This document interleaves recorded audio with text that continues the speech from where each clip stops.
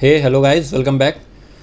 आज का जो हमारा टॉपिक है, आज हम नीरीज़ का पार्ट 2 करने जा रहे हैं, जिसमें हम इसका excretory system, circulatory system, nervous system और रिप्रोडक्टिव सिस्टम देखेंगे। ठीक है, तो देखो, वैसे अगर एक एक करके मैं आपको बताऊं तो एक एक पूरा लेक्चर हो सकता है 1 घंटे का हर एक सिस्टम के ऊपर। ठीक है, लेकिन उतना इंपॉर्टेंट नहीं है। सिर्फ जनरल फीचर्स पूछे तो जनरल फीचर्स का मतलब होता है कि हाँ, आपको आइडिया होना चाहिए कि कौन कौन से सिस्टम है और क्या क्या इसमें पार्ट है। डाइजेस्टिव मैं आपको लास्ट पार्ट में बता चुका हूँ, तो ज़्यादा डीप में पढ़ने की ज़रूरत नहीं है। जितना सिलेबस के अकॉर्डिंग हमें पढ़ना है उतना मैं आपको करा रहा हूँ उसमें। ठीक है, और अगर आप कंट्रीब्यूट करना चाहते हैं, अगर आपको कंटेंट अच्छा लग रहा है, अगर आपको लग रहा है कि आप सेटिस्फाइड हैं, तो आप ज्वाइन का बटन दबा के कंट्रीब्यूट कर सकते हैं। तो ये पूरी तरह वॉलंटरी है, अगर आप करना चाहें तो आप कर सकते हैं। और सब्सक्राइब ज़रूर कर लेना चैनल को। अगर आप कनेक्ट करना चाहते हैं कनेक्ट कर सकते हैं। ये टेलीग्राम ग्रुप का लिंक है, ये चैनल का लिंक है, ये इंस्टाग्राम की आईडी है और या मेल आईडी है।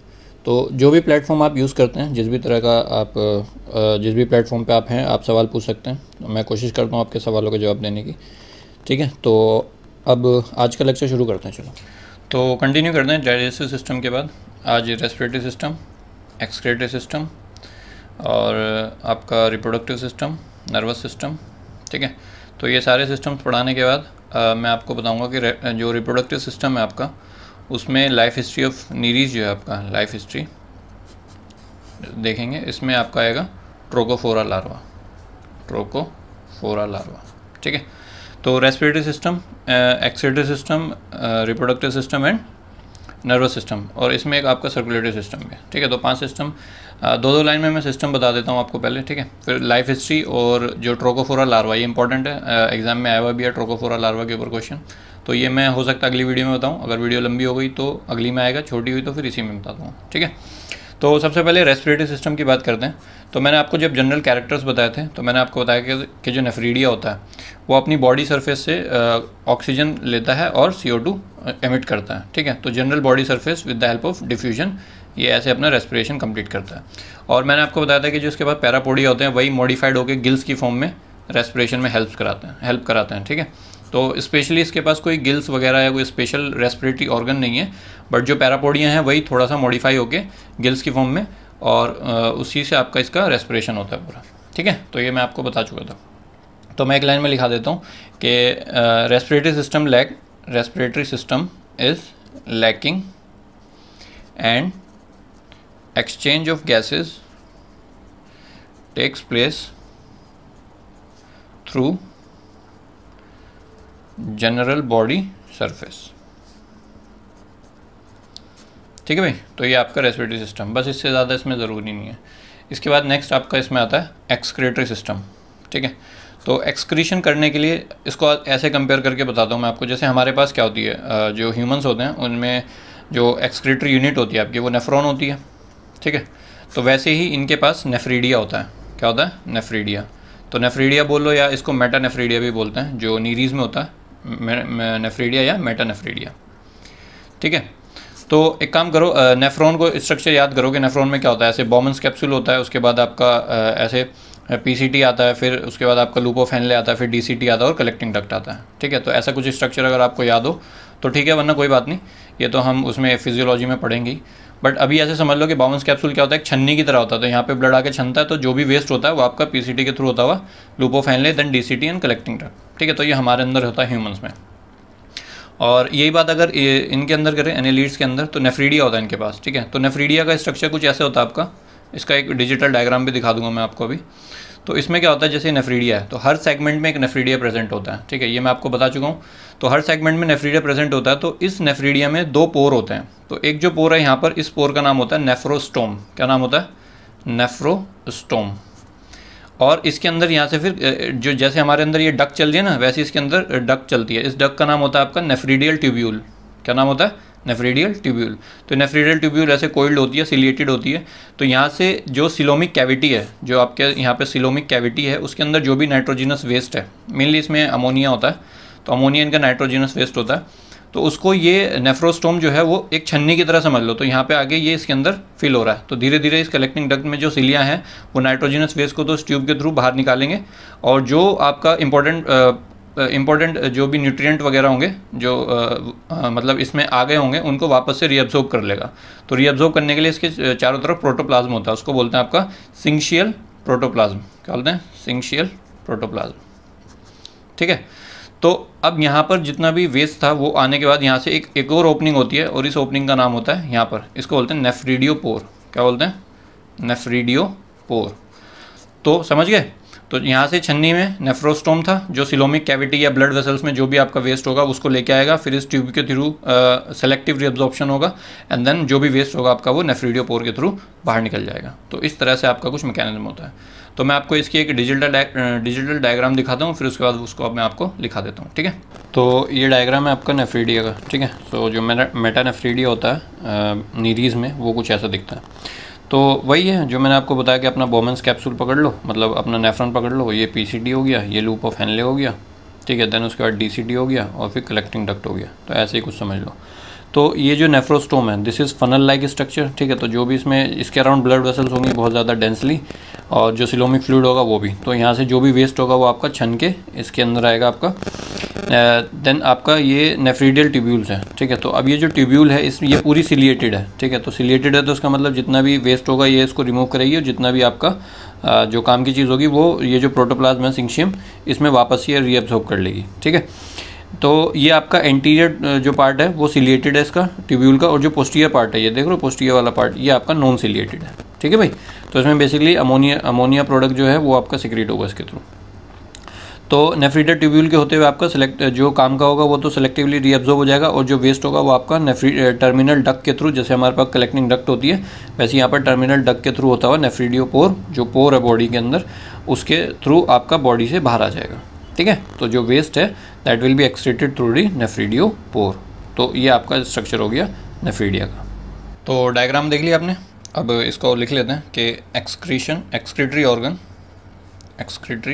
ऑर्गन इज नेफ्रीडिया, ठीक है। और नेफ्रीडिया को एक्सप्लेन करना तो आप लिख सकते हो कि a series of paired segmentally arrange coiled tubes having ciliated lumen, ठीक है। तो ये हमारा नेफ्रीडिया हो गया, जो स्ट्रक्चर है उसको एक्सप्लेन करने के लिए। तो जो नेफ्रीडिया आपका, अब इसमें आप क्या बोल सकते हो, जो मैंने आपको बताया वो लिख लो कि एक पॉइंट तो ये लिख लो कि the excretory product is excretory waste जो है is ammonia product,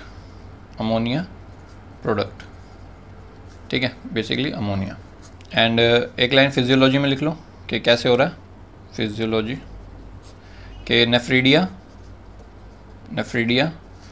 collects the waste from the coelom and blood vessels through nephrostome, ठीक है। then it transfers into the nephridial tubules जो आपकी क्या होती है, सिलिएटेड होती है पूरी, ठीक है। मतलब anterior segment is ciliated and posterior is non-ciliated, ठीक है। तो नेफ्रीडियल ट्यूब्यूल में आ गया। तो यहाँ पर इसके बाद आपका सेलेक्टिव रिजॉर्प्शन, ठीक है। तो जो भी वेस्ट होगा आपका वो जो सिंक्शियम है उसमें आपका रीअब्सॉर्ब हो जाएगा। देन उसके बाद आपका वेस्ट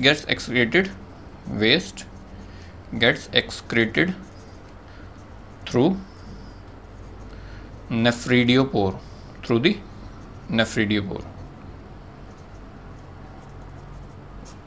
ठीक है। सो नेक्स्ट इज सर्कुलेटरी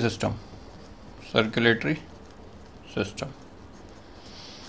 अब देखो हमारा सर्कुलेटरी सिस्टम याद करो, ह्यूमन का सर्कुलेटरी सिस्टम में क्या क्या होता है। तो एक तो हमारे पास हार्ट होता है, ठीक है, एक ब्लड वेसल्स होती हैं, और एक आपका ब्लड होता है, ठीक है। तो ये तीन चीज़ हमारे रेस्पिरेटरी सिस्टम में होता है। लेकिन बात करें अगर एनालिडा की, तो एनालिडा पहले ऑर्गेनिजम्स थे जिनके अंदर आपका क्लोज्ड सर्कुलेटरी सिस्टम डेवलप हुआ था, ठीक है।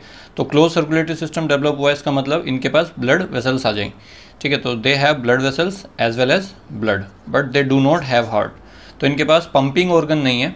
तो पंपिंग के लिए क्या होता है, इनकी जो ब्लड वेसल्स होती हैं इन्हीं के अराउंड यही पेरिस्टाल्टिक कॉन्ट्रैक्शन करती हैं, और इनके अराउंड मसल्स की ऐसे रिंग बनी हुई होती हैं। तो ये जो मसल रिंग्स हैं ये आपका इन ब्लड वेसल के कॉन्ट्रैक्शन में हेल्प करती हैं, जिसकी वजह से ब्लड का फ्लो होता है, ठीक है।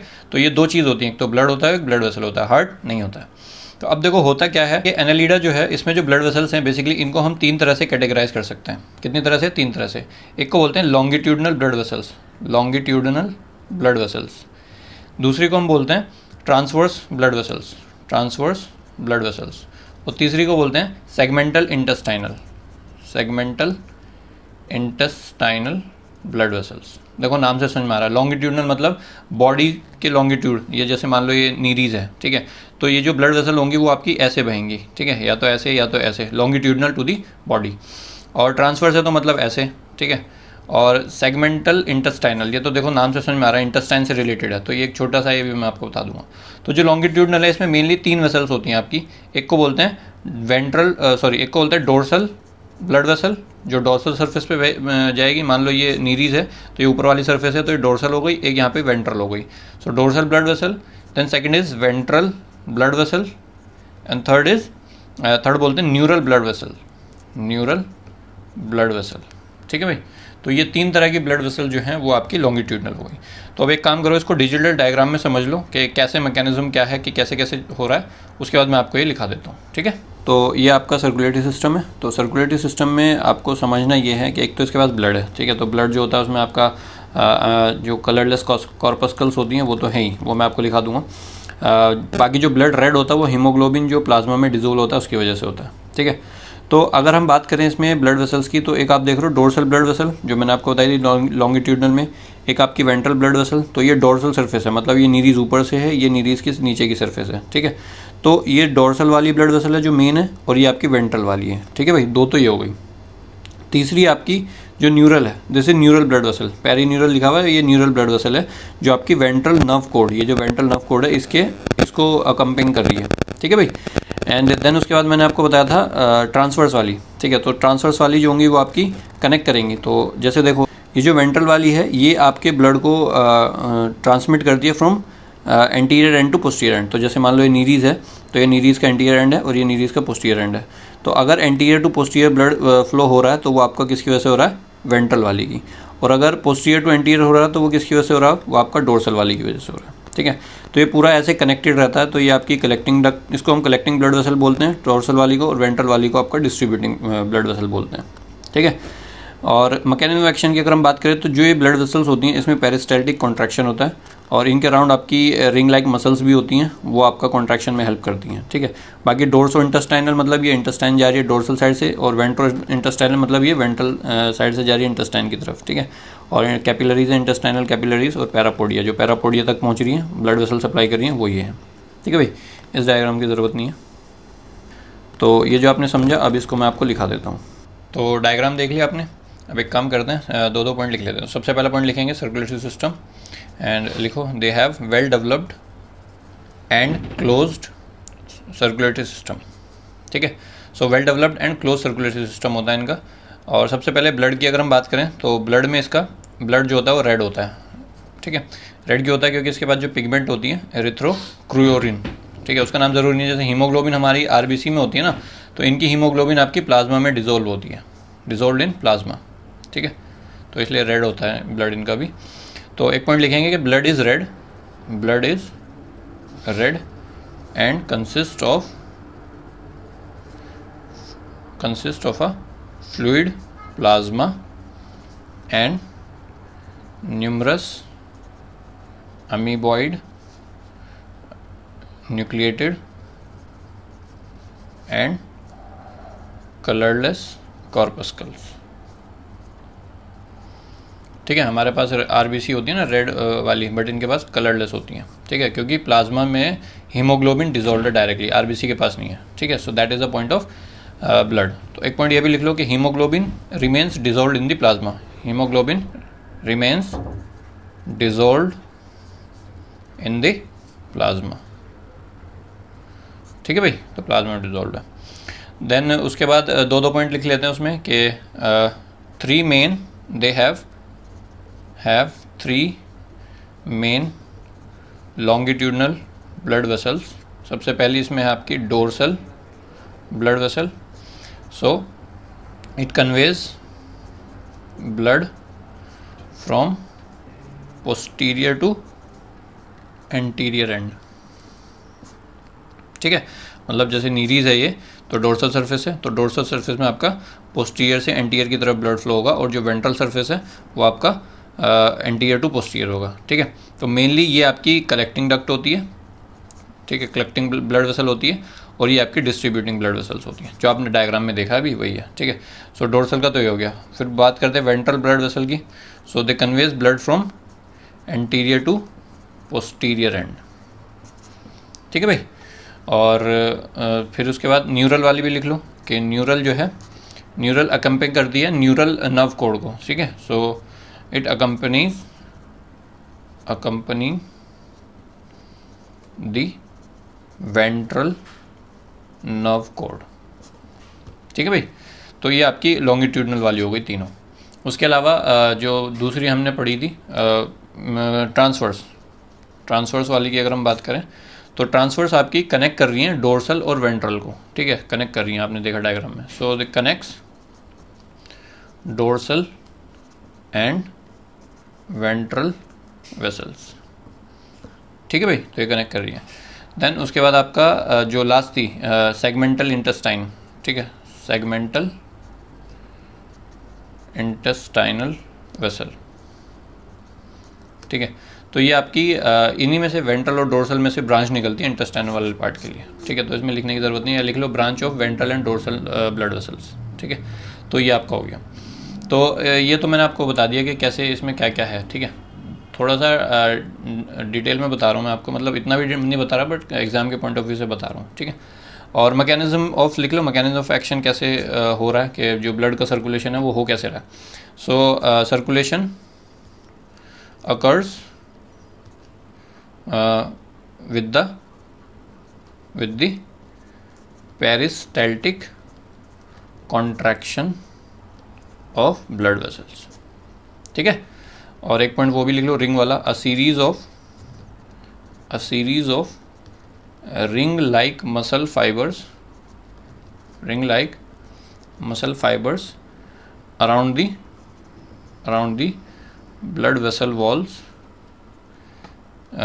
प्रेजेंट फॉर देयर कॉन्ट्रैक्शन, ठीक है। तो ये भी कॉन्ट्रैक्शन में हेल्प करा देती है। और जो कॉन्ट्रैक्शन होता है आपका वो डोर्सल वाली में ज़्यादा पावरफुल होता है as compared to the ventral वाली। वेंट्रल में बहुत कम होता है, डोर्सल में ज़्यादा होता है, ठीक है। तो बस ये कुछ पॉइंट्स है जो आपको ध्यान रखना है। तो सर्कुलेटरी सिस्टम में बहुत है इतना, है ना, ऐसे स्पेसिफिकली कुछ आएगा नहीं, बट फिर भी मैं आपको बता रहा हूँ कि थोड़ा सा मतलब दिमाग में रहे कि हाँ क्या क्या होता है इसमें, ठीक है। अब मैं आपको नर्वस सिस्टम और बताता हूँ, और नर्वस सिस्टम के बाद आपका रिप्रोडक्टिव सिस्टम वाला वो और बता दूँगा, ठीक है। तो नर्वस सिस्टम की बात करते हैं, नर्वस सिस्टम, ठीक है। तो नर्वस सिस्टम की अगर हम बात करें तो नर्वस सिस्टम इसका ऐसे बोल सकते हैं 3 पार्ट में डिवाइडेड है, या 4 पार्ट भी बोल सकते हो। So nervous system consist of एक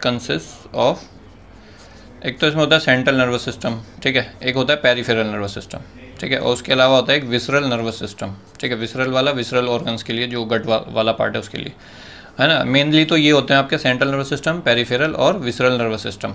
मैं लिख देता हूँ central nervous system, peripheral nervous system and visceral nervous system, ठीक है। इसके अलावा एक आपका सेंस ऑर्गन्स होते हैं इसके पास, ठीक है। सेंस ऑर्गन्स जो आपने देखा होगा प्रोस्टोमियम में जो प्रेजेंट होते हैं, जैसे आपका अगर आपको याद हो टेंटिकल्स थे इसमें, पैल्प्स थे, है ना, उसके अलावा सिराई थे, ठीक है, आइस थी इसके पास, तो ये सारी चीज़ें थी इसके पास, ठीक है। तो अब एक काम करो, इसको एक डायग्राम में आप देख लो, जो इसका नर्वस सिस्टम है मैं आपको डायग्राम में समझा देता हूँ, और फिर उसको लिखने की ज़रूरत नहीं है, नर्वस सिस्टम लिखोगे तो बहुत बड़ा हो जाएगा, तो लिखना नहीं है, बस समझ लो कि कैसे कैसे उसमें मैकेनिज्म चल रहा है, ठीक है। तो ये आपका नर्वस सिस्टम है। तो सेंट्रल नर्वस सिस्टम में आपका ब्रेन आता है, तो ये सेंट्रल वाला पार्ट हो गया।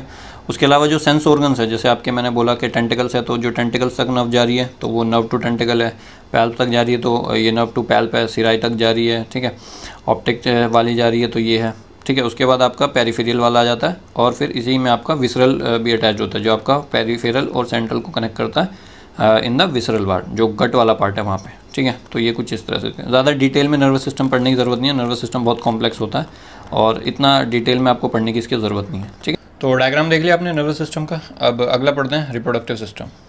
रिप्रोडक्टिव सिस्टम, ठीक है। तो कुछ बातें जो आपको पहले से पता है कि ये डायशियस होता है। नीरीज में मैंने आपको जनरल कैरेक्टर्स में बताया था कि सेक्सेस जो होते हैं वो सेपरेट होते हैं। सो सेक्सेस आर सेपरेट। सेपरेट का मतलब क्या है, ये डायशियस है, ठीक है। तो मेल जो होगा उसके पास आपकी टेस्टिस होती हैं और जो फीमेल होगी उसके पास आपकी ओवरीज होंगी, ठीक है। तो ये आपका हो गया। दूसरी बात ये है कि अब यहाँ पर दो टर्म आएंगे आपका, एक को बोलेंगे नीरीज और एक को बोलेंगे हेट्रोनीरीज। हेट्रोनीरीज, इनमें फ़र्क समझ लो तभी आगे क्लियर होगा कि क्या है। देखो नीरीज जो होता है, जो पूरी लाइफ साइकिल, लाइफ हिस्ट्री जब हम पढ़ेंगे इसकी लाइफ हिस्ट्री में मैं आपको बताऊंगा ये सब, बट अभी आप यहाँ पे ये समझ लो कि जो नीरीज होती है वो जब नॉन रिप्रोडक्टिव फेज़ में होती है, जब वो नॉन रिप्रोडक्टिव मतलब वो जब वो रिप्रोड्यूस नहीं कर सकती है, उस फेज़ को हम उसको बोलते हैं नीरीज। लेकिन जब एक नीरीज सेक्सुअल रिप्रोडक्टिव स्टेज में एंटर कर जाती है, मतलब अब वो गैमेट्स प्रोड्यूस कर सकती है, तो उसका नाम हो जाता है आपका हेट्रोनीरीज। So this is sexually matured stage, ठीक है, सेक्सुअली मैच्योर्ड स्टेज। तो जनरली होता क्या है कि जो नीरीज होती है वो मिट्टी में रहती है, ठीक है, अंदर जो मड वगैरह होती है वहाँ पे रहेगी, मतलब मिट्टी वगैरह में रहेगी। लेकिन जो हेट्रोनीरीज होती है ये वाटर के ऊपर रहती है, ठीक है। जो ब्रीडिंग सीजन होता है इनका, ब्रीडिंग सीजन जब आएगा इनका, तो ब्रीडिंग सीजन में मिट्टी से निकलेगी और पानी में रहने लग जाएगी, ठीक है। तो पानी में रहने की वजह से इसका जो स्ट्रक्चर है वो भी थोड़ा सा मॉडिफाई हो जाता है। तो आप देखोगे इसका इंटीरियर पार्ट जो होता है उसमें पैरापोडिया थोड़े छोटे होते हैं और जो पोस्टीरियर पार्ट होता है उसमें पैरापोडिया थोड़े बड़े बड़े हो जाते हैं, ताकि इसकी स्विमिंग में अच्छे से हेल्प हो सके, ठीक है। तो एक तो हेट्रोनीरीज का मैं आपको डायग्राम दिखाऊंगा और इन दोनों में डिफरेंस मैं आपको बता देता हूँ, मतलब उसमें दिखा देता हूँ, ठीक है। तो इनमें एक डिफरेंस, तो ये तो हो गया आपका नीरीज और हेट्रोनीरीज के बारे में। अब दूसरा पॉइंट ये है कि इसमें सेक्सुअल डाइमॉर्फिज्म ना के बराबर होता है। मतलब अगर एक मेल नीरीज है और एक फीमेल नीरीज है तो आप उसको देख के बता नहीं सकते हो कि ये मेल है या फीमेल है, ठीक है। So less sexual dimorphism is visible, less sexual dimorphism is seen, ठीक है। तो एक पॉइंट ये हो गया। देन नेक्स्ट पॉइंट में आप बोल सकते हो कि जो इनके गोनैड्स होते हैं, जो गोनैड होते हैं वो टेम्परेरीली डेवलप होते हैं, क्योंकि ब्रीडिंग सीजन में ही हेट्रोनीरीज बनेगा, अदरवाइज पूरी लाइफ में नीरीज ही रहेगा। तो जब ये हेट्रोनीरीज बनता है तभी इसके अंदर आपके गोनैड्स का डेवलपमेंट होता है। और गोनैड डेवलप कैसे होता है, आपके जो सिलोमिक एपिथीलियम है, जो सिलोम है आपका, जो सिलोमिक एपिथीलियम सेल्स हैं, उन्हीं सेल से आपकी रिप्रोडक्टिव सेल्स बनती है और वही आपके गोनैड का फॉर्मेशन करती हैं, ठीक है भाई। तो गोनैड इज टेम्परेरी होते हैं और वो आपके डेवलप होते हैं during the breeding season, okay. लेकिन एक पॉइंट आपको ध्यान रखना है कि जैसे अभी तक हम पीछे ऑर्गेनिज्म में पढ़ के आते हैं कि जो गोनोडक्ट होती है, जिसके थ्रू आपके जो मेल और फीमेल रिप्रोडक्टिव गैमेट्स जो होते हैं वो गोनोडक्ट के थ्रू आपके बॉडी से बाहर आते हैं। बट इसमें आपको ये ध्यान रखना है कि इनके पास गोनोडक्ट नहीं होता है। तो आप बोलोगे कि सर गोनोडक्ट नहीं होता तो फिर कैसे जो गैमेट्स है वो बाहर आएंगे। तो गैमेट्स बेटा इसके या तो नेफ्रीडिया से के थ्रू बाहर आएंगे, जो अभी हम नेफ्रीडिया पढ़ के आए हैं कि वो सिलोमिक कैविटी में फनल के थ्रू जाएंगे और फिर आपके बाहर आ जाएंगे, या तो उससे जाएंगे। अदरवाइज़ क्या होगा, इसकी जो बॉडी है, जो बॉडी वॉल है, इसकी बॉडी वॉल धीरे धीरे बर्स्ट करने लग जाती है, मतलब फटने लग जाएगी इसकी बॉडी वॉल, और उसके बॉडी वॉल के रप्चर होने की वजह से ये जो गैमेट्स है वो आपके बाहर आ जाएंगी। तो जब बॉडी वॉल रप्चर होगी, फटेगी, तो इसकी फिर यहाँ पर डेथ हो जाती है, ठीक है। तो आपको ध्यान रखना है। तो ये जो 2-3 पॉइंट मैंने आपको बोले ये मैं आपको लिखा देता हूँ और फिर इसको मैं आपको डायग्राम में दिखा देता हूँ। तो फटाफट से इसको लिखो कि gonads are temporary, gonads are temporary and develop during reproductive season as mass of reproductive cells from coelomic epithelium, ठीक है भाई। फिर जो दूसरा पॉइंट मैंने आपको बताया कि gonoducts are absent and gonads are released either through nephridiopore और temporary rupture of body wall,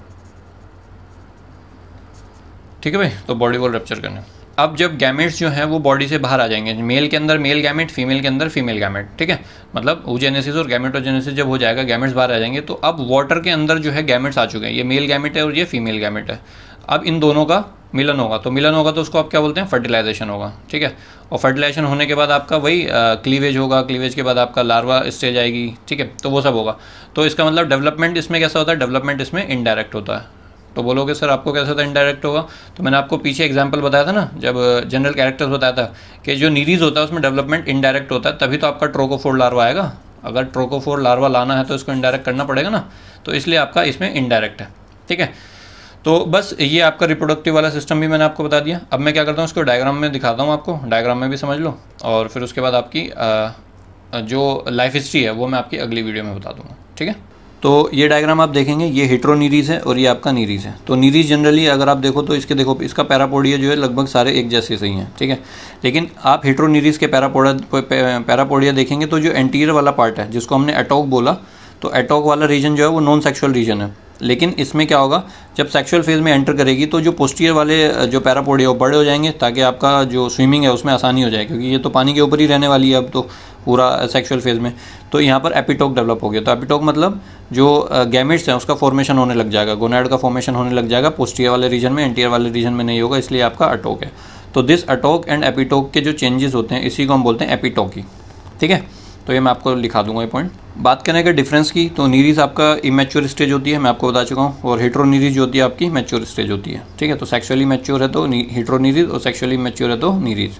body की अगर हम बात करें तो यूनिफॉर्म होती है नीरीज की, सारे पैरापोडिया जो होते हैं आपके वो एक जैसे होते हैं, और अटोक और एपिटोक का कोई कंसेप्ट नहीं है इसमें। बट हेटेरोनीरीज में बॉडी डिवाइडेड होती है एंटीरियर अटोक में और पोस्टीरियर एपिटोक में। ठीक है भाई, और ये जो बरो करके रहते हैं, मिट्टी में रहते हैं, बता चुका हूँ। और हेटेरोनीरीज जो होते हैं फ्री स्विमिंग, पानी के ऊपर रहते हैं, क्योंकि इनको रिप्रोडक्टिव एक्टिविटी परफॉर्म करनी है। इनके पैरापोडिया जो होते हैं वो छोटे होते हैं, आपने डायग्राम में देखे, और इनके जो पैरापोडिया होते हैं बड़े होते हैं ताकि स्विमिंग आसानी से हो जाए। सीटे की अगर हम बात करें तो छोटे होते हैं इसके सीटे भी, और पॉइंटेड होते हैं, और इसके बड़े बड़े होते हैं। ठीक है, ओवर शेप के होते हैं, जैसे चप्पू होता है ना, चप्पू चलाते हैं वैसे होते हैं इसके, ताकि स्विमिंग आसानी से हो सके। देन सीरी की बात करें सीटे के ऊपर, तो इस पर छोटे होते हैं, इसके पास बड़े होते हैं, ताकि जो रेस्पिरेशन वगैरह है, क्योंकि जब सेक्सुअल एक्टिविटी परफॉर्म करेगी तो रेस्पिरेशन ज़्यादा होगा। ठीक है, एनर्जी की रिक्वायरमेंट होगी, तो उसके लिए बड़ा है ये। देन एलिमेंट्री कैनाल की अगर हम बात करें तो वेल डेवलप्ड एलिमेंट्री कैनाल होती है नीरीज में, और जो हेटेरोनीरीज है आपका उसमें पोस्टीरियर रीजन में तो आपका एपिटोक का डेवलपमेंट हो रहा है। तो जब गोनैड्स का फॉर्मेशन हो रहा है तो गोनैड के फॉर्मेशन की होने की वजह से एलिमेंट्री कैनाल का कंप्रेशन हो गया, तो पोस्टीरियर रीजन में एलिमेंट्री कैनाल कंप्रेस्ड हो जाती है और एंटीरियर रीजन में आपका वो सही से रहती है। ठीक है, तो ये आपके कुछ डिफरेंसेस हैं नीरीज और हेटेरोनीरीज।